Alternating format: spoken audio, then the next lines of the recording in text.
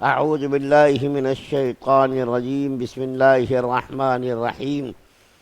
ويقول الإنسان أإذا ما مت لسوف أخرج حيا أولا يذكر الإنسان أنا خلقناه من قبل ولم يك شيئا فوربك لنحشرنهم والشياطين ثم لنحضرنهم حول جهنم جثيا ثم لننزعن من كل شيعة أيهم أشد على الرحمن عتيا ثم لنحن أعلم بالذين هم أولى بها صليا وإن منكم إلا واردها كان على ربك حتما مقضيا ثم ننجي الذين اتقوا ونذر الظالمين فيها جثيا وإذا تتلى عليهم آياتنا بينات قال الذين كفروا للذين آمنوا أي الفريقين خير مقاما وأحسن نديا وكم أهلكنا قبلهم من قرن هم أحسن أثاثا ورئيا.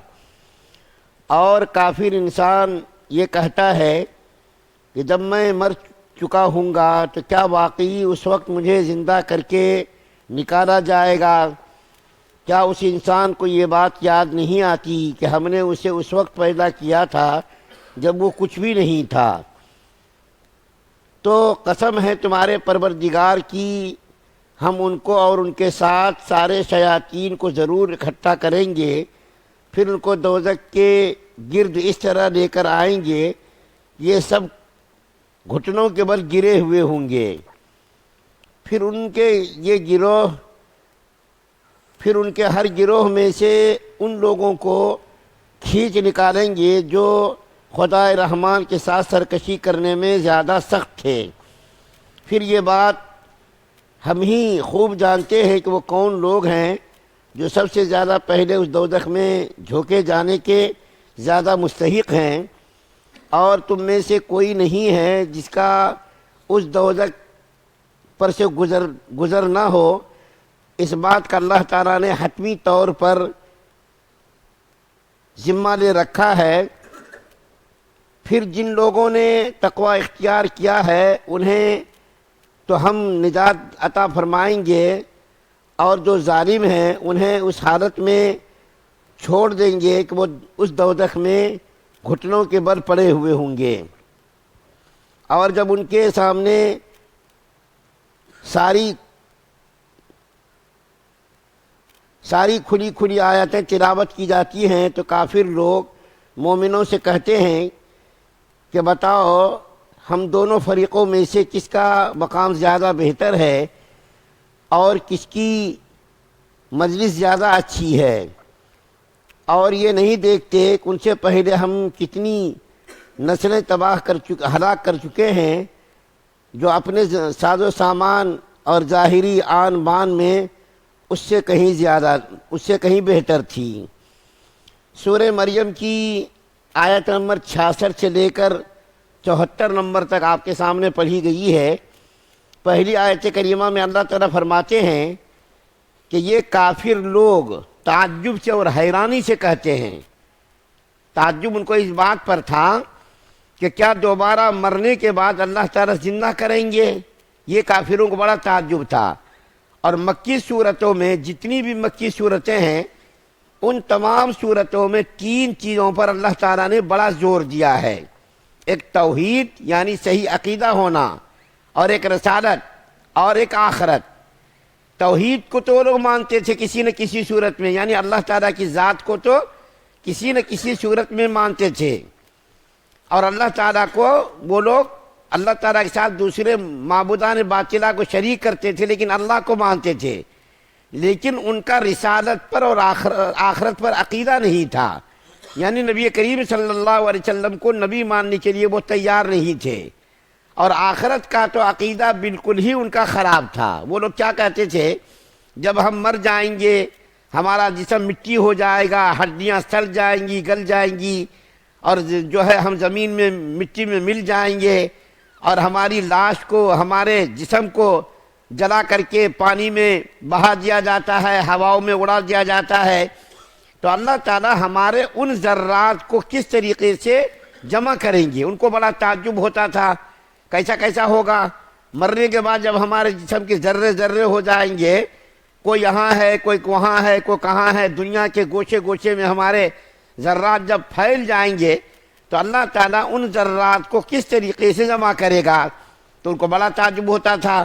تو اللہ تعالیٰ فرماتے ہیں کہ بھائی تم پہلے کچھ بھی نہیں تھے، تم کو نیست ہست میں اللہ تعالیٰ لائے، یعنی تم عدم میں تھے، تم کو اللہ تعالیٰ نے وجود بخشا، تم کچھ بھی نہیں تھے، اللہ تعالیٰ نے تم کو جو ہے پیدا کیا، پانی کے چند قطروں سے تم کو وجود بخشا۔ تو جو خدا تم کو پانی کے چند قطروں سے وجود بخش سکتا ہے اور تم کچھ نہیں تھے، تم کو بنا سکتا ہے، تمہاری ناک نہیں تھی، تمہاری آنکھیں نہیں تھی، تمہارے کان نہیں تھے، تمہارے ہاتھ نہیں تھے، تمہارا دل و دماغ نہیں تھا، تمہارے پیر اور جسم کا کوئی عضو نہیں تھا، اللہ تعالیٰ نے اپنی قدرت کاملہ سے اللہ تعالیٰ نے تم کو وجود بخشا۔ تو جب پہلی مرتبہ اللہ تعالیٰ پیدا کرنے پر قادر ہے تو دوسری مرتبہ تم کو یہ اعتراض کیوں ہے؟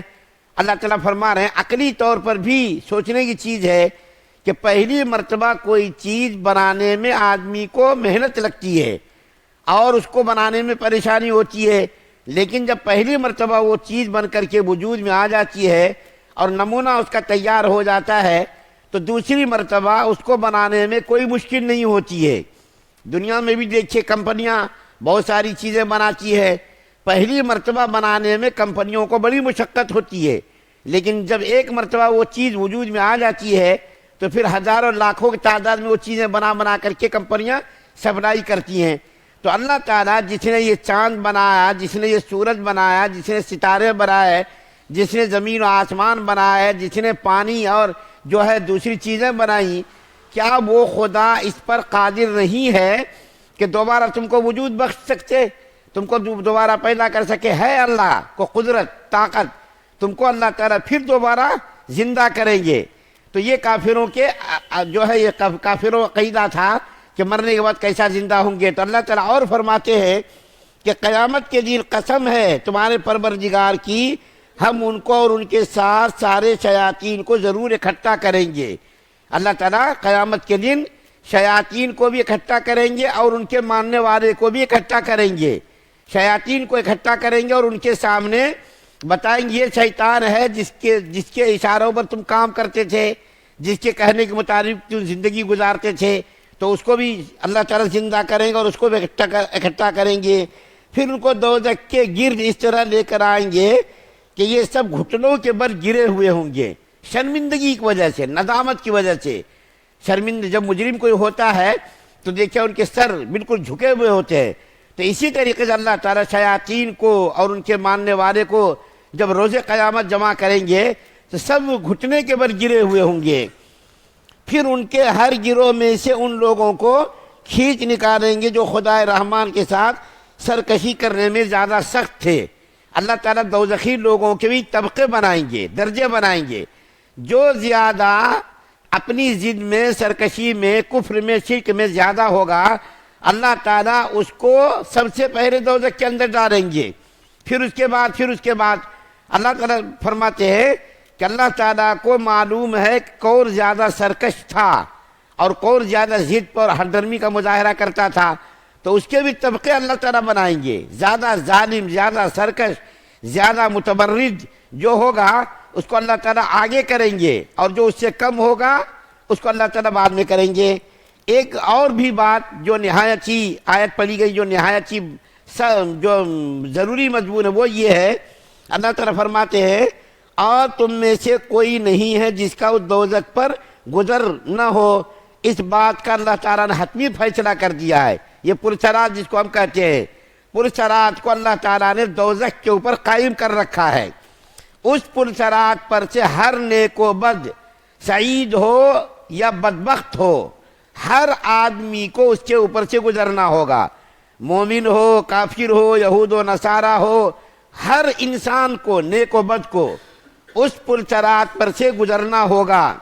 اور وہ پرسرات ایسا ہوگا 1500 سال کی مسافت اس کی ہوگی، تلوار سے زیادہ تیز وہ پرسرات ہوگا اور بال سے زیادہ باریک وہ پرسرات ہوگا۔ اب جب اللہ تعالیٰ اس کے اوپر سے انسانوں کو گزاریں گے تو بعض انسان تو بجلی کی طرح تیزی کے ساتھ وہ انسان گزر جائے گا.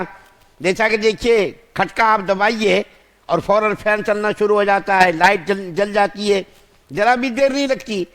تو جو نیک آدمی ہوگا, اللہ کا نیک اور محبوب بندہ ہوگا, سب سے زیادہ محبوب بندہ ہوگا, وہ تو بجلی کی تیزی کی رفتار سے گزر جائے گا.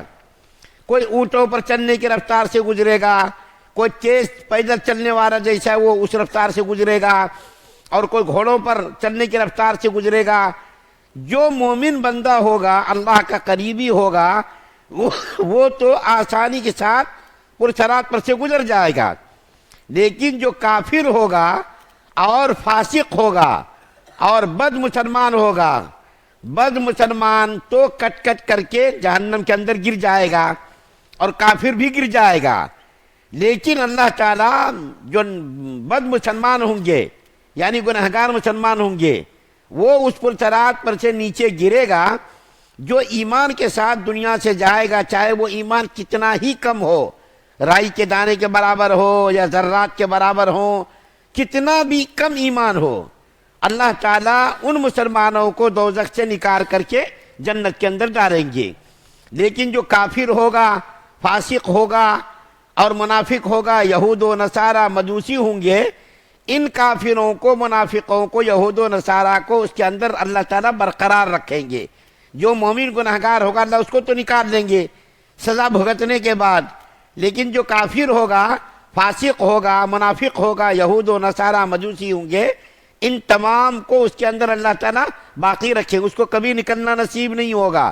تو یہ پرسرات پر سے گزرنا نہایت ہی سخت معاملہ ہے. اس لیے ہمیں اور آپ کو اس کی دعا کرنی چاہیے, پرسرات پر سے جلدی سے گزار دیجئے. پرسرات پر سے جو کافر ہوں گے کٹ کٹ کر کے اندر نیچے جہنم میں گر جائیں گے. یعنی اوپر تو پرسرات ہوگا, نیچے جہنم ہوگی.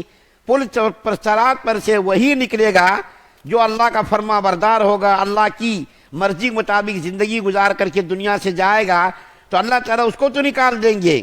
لیکن بہت سارے لوگ ہوں گے جو کٹ کٹ کر کے نیچے گر جائیں گے.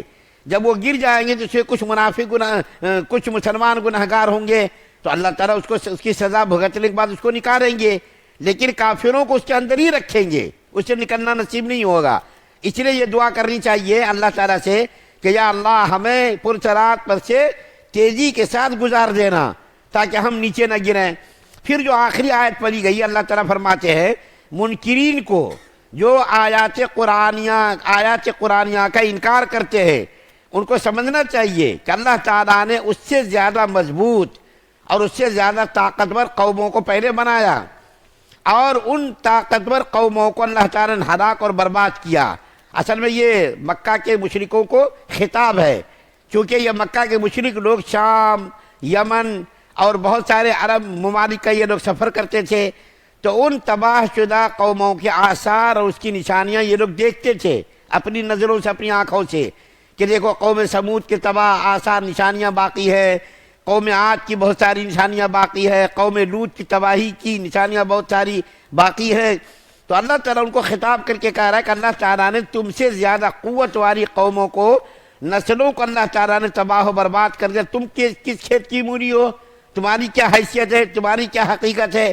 جب اللہ تعالیٰ نے قوم عاد, قوم سمود, قوم لوط اور قوم ہود کو, جو تم سے زیادہ ہر اعتبار سے مضبوط اور طاقتور قومیں تھیں, اللہ تعالیٰ نے ان کو منٹوں سیکنڈوں میں تباہ و برباد کر دیا. تو تم لوگوں کو بھی اس سے سبق لینا چاہیے کہ تمہاری کیا حیثیت ہے. ان کے سامنے نہ تم مال میں زیادہ ہو, نہ طاقت میں زیادہ ہو, نہ قوت میں زیادہ ہو, نہ تعداد میں زیادہ ہو, کسی چیز میں تم ان سے زیادہ نہیں ہو. اس کے باوجود اللہ تعالیٰ نے ان قوموں کو ہلاک اور برباد کیا. تو اللہ تعالیٰ تم کو بھی ہلاک اور برباد کرے گا. اگر تم نبی کی بات کو اور اللہ کی بات کو نہیں مانو گے تو اللہ تعالیٰ تم کو بھی ہلاک اور برباد کر دے گا. تم کو ہلاک برباد کرنے میں اللہ تعالیٰ کو کوئی رکاوٹ نہیں ہے. اللہ تعالیٰ طاقتور ہے اور اللہ تعالیٰ کے پاس اختیار ہے, لیکن تم کو ہلاک کرنے میں اللہ تعالیٰ نے مہلت دے رکھی ہے کہ سنبھل جاؤ, وقت ابھی جو ہے تمہارے سنبھلنے کا ہے.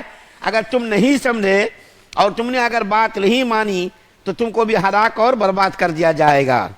اللہ سے دعا ہے اللہ ہم سب کو سننے زیادہ عمل کرنے کی توفیق عطا فرمائے.